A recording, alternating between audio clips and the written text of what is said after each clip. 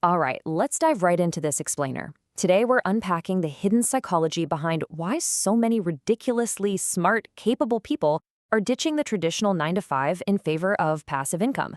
And let me tell you, the science-backed mental evolution driving this whole shift, it is absolutely fascinating. I want you to think about this for a second. Have you ever met someone who just up and walked away from a rock-solid six-figure career? Like, not because they were failing, but simply because they were, well, tired of being owned? Now, to the outside world, abandoning a successful job looks like a massive gamble, right? Or maybe even just straight-up laziness. But today, we're going to explore why their minds are actually operating on a completely different and arguably much higher frequency. You see, they didn't quit to just go join another company. They quit to build systems that make money while they sleep. And here's the kicker. This choice isn't really even about the money itself. It's actually a science-backed mental evolution.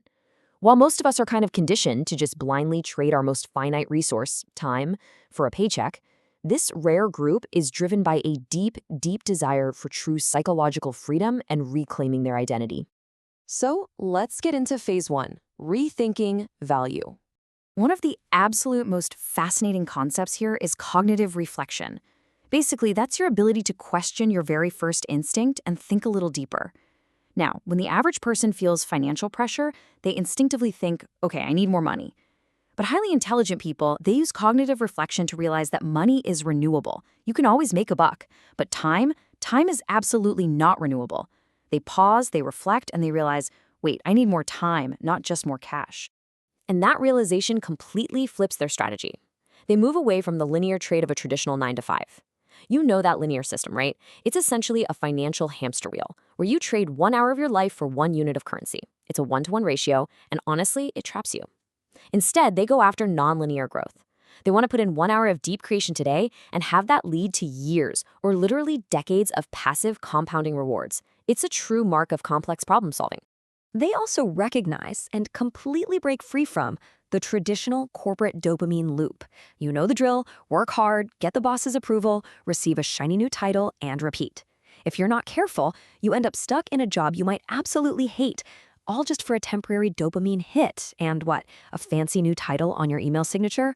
But eventually, these individuals reach a point of emotional maturity where their worth is simply no longer negotiable.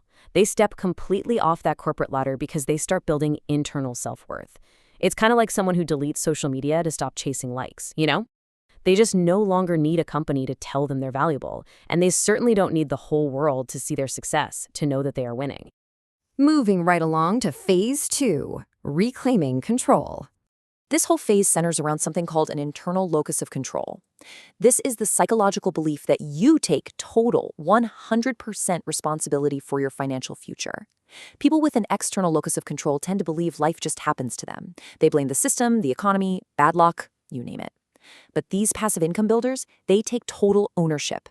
They aren't sitting around waiting for a boss to hand them a raise. They're out there creating their own raises by building real assets. And because they fully embrace this internal control, they have the power to stop complaining about the system and actually start finding solutions. This mindset shift is massive. It allows them to navigate crazy market complexities without getting offended or totally derailed every time there's a setback. They have this incredible knack for finding clever, highly lucrative solutions that the people busy blaming bad luck will, frankly, just never see. Now, here's a really wild twist. For many of these individuals, this drive is actually rooted way back in their childhood through something psychologists call survival independence. This is a specific kind of self-reliance born from an environment where support wasn't exactly guaranteed. Maybe they had to grow up just a little too fast. Because of that, their nervous system literally becomes hardwired to seek out a safety net. But, and this is the crucial part, it has to be a safety net that they control entirely. So to a person wired like this, a 9 to 5 doesn't feel secure at all. In fact, it feels like a massive vulnerability. Trusting just one single source of income that is totally controlled by someone else, that keeps them on constant uneasy alert. Passive income essentially becomes their way of providing the safety they might have lacked as kids. It allows them to finally take a breath and rest, knowing for sure they aren't dependent on the random whims of a boss or some faceless corporation. Which brings us to phase 3, rejecting noise.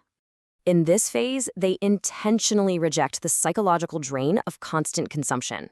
I mean, think about it. Most of our modern world is perfectly designed to keep us endlessly consuming, right? Scrolling content, buying products, absorbing other people's ideas. But this group, they shift their focus entirely to deep creation. They gladly trade the quick, temporary satisfaction of a paycheck for the long-term, compounding magic of something they built from the ground up.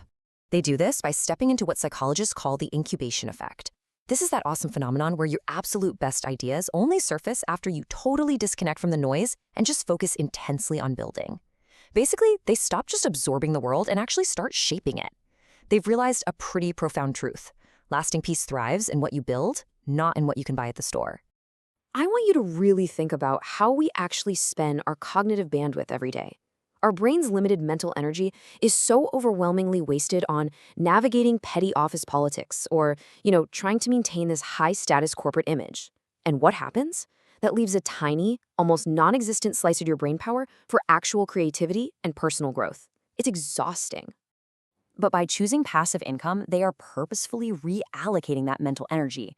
They are valuing the clarity of their own mind over the approval of their peers. And honestly, that demonstrates a rare, super powerful emotional intelligence. They would way rather have a quote-unquote simple lifestyle where they have total thought control instead of an exhausting, prestigious life where their brain is just constantly drained by trivial corporate noise. All right, let's bring it all together under owning your own life. When you put all of these science-backed shifts together, seeking nonlinear growth, building that internal self-worth, and fiercely protecting your cognitive bandwidth, a really clear picture starts to emerge. If you're listening to this and resonating with these traits, let me tell you, you aren't antisocial. You aren't broken.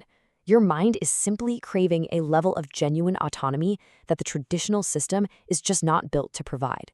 You're waking up to a reality that most people just completely ignore. Because ultimately, true wealth, it isn't about how much you earn. It's about how much of your life you actually own.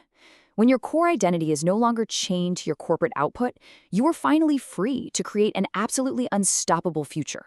So the ultimate question you have to ask yourself today is this: are you building a life that you truly own, or are you just renting your time to build someone else's dream? Think about it. Thanks for joining me, and I'll catch you in the next explainer.